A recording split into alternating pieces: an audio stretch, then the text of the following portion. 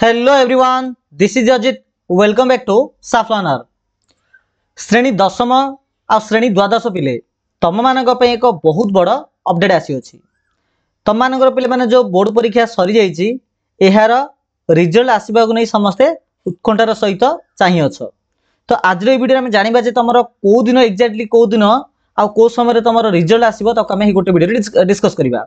ता सहित मन रख ए वर्ष प्रथम थर पर गोटे नुआ गोटे अपडेट अणा हूँ तुम मैंने निज रिजल्ट चेकआउट करने सहित ऑनलाइन निजर सर्टिफिकेट डाउनलोड कर अर्थात आगुरी जो सर्टिफिकेट तुम मैंने जो स्कूल को जो जाऊल ताहा जीवार से आवश्यकता पड़ो ना। ठीक अच्छे, ऑनलाइन तुम सर्टिफिकेट डाउनलोड कर। तो चलतु देखा ये कौन रही अपडेट। देखु यही मास 26 तारिख अर्थात मे मास 26 तारिख अर्थात ये जो रविवार बोधे पड़ो से दिन मेट्रिक आउ जुक्त 2 बेले +2। ठीक अच्छे, +2 रो साइंस आर्ट्स आउ कॉमर्स ये सब जाक तो 26 रे मेट्रिक आउ जुक्त 2 रो परीक्षा फल डिक्लेयर हम। तो आसंता 26 तारिख रविवार दिन मेट्रिक परीक्षा फल प्रकाश करने जो बीएससी ओडिशा माध्यमिक शिक्षा परिषद बोर्ड रो कर्तृपक्ष लक्ष्य रखिंट। मेट्रिक सहित केवल मेट्रिक नहीं, मेट्रिक सहित जो संस्कृत मध्यमा विद्यालय स्टेट ओपन स्कूल सर्टिफिकेट जो परीक्षा होता ताहार रिजल्ट प्रकाश पाइबापी चिंता कर 26 तारिख अपराह्न।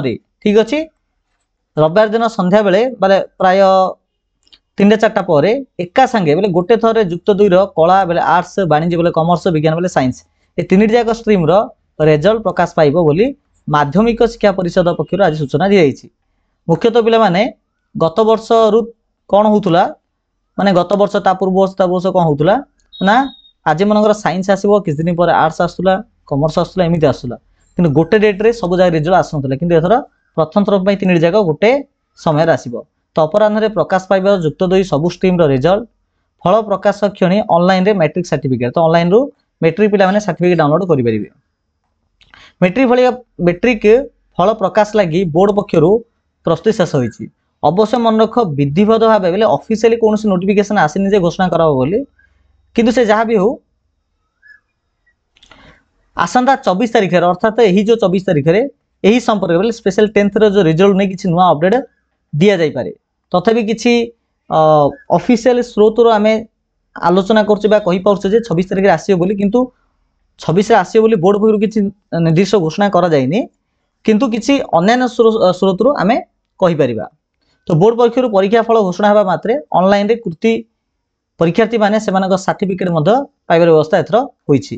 ठीक अच्छे, समस्ते जानते जे फेब्रुआरी मास 20 रु मार्च 4 तारिख मध्य मेट्रिक पिला मानकर परीक्षा सहित मध्यम आउ आमर एसओएससी परीक्षा गोटे समय होता प्राय 5 लाख रु अधिक पिला प्राय 3153 सेंटर रे परीक्षा देते।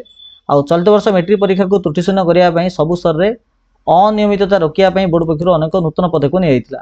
कृति परीक्षार्थी को तत्काल हाथ पाखे सर्टिफिकेट प्रदान कर लगी राज्य में प्रथम थर पर बोर्ड पक्षर एथर डिजिटल सर्टिफिकेट प्रदान बंदोबस्त कराद्वारा पिलाने ऑनलाइन सर्टिफिकेट पाइपर। तो बोर्ड वेबसाइट रु परीक्षार्थी मैंने क्लिक करी ठीक अच्छे जो आम बीएससी ओडिशा वेबसाइट रु पिलाने क्लिक करी निजर सर्टिफिकेट ऑनलाइन डाउनलोड करेंगे। ठीक अच्छे, अवश्य से किसी तार देइथिबो जमीन कि आम रोल नंबर पासवर्ड एमती किसी बोधे देखिए निज निज सर्टिफिकेट डाउनलोड करेंगे।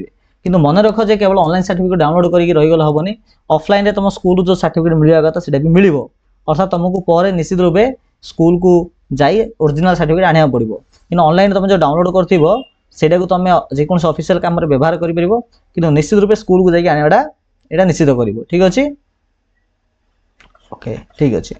तो चलो पे यहाँ किसी अपडेट आशा कर समस्ते बुझीपारे जे कौन रही सूचना। तो वीडियो केमी लगे निहत समस्ते जनइबे भल लगी निहत लाइक करेंगे चैनल को सब्सक्राइब करेंगे। ठीक अच्छे, आउ गोटे कथा मन रख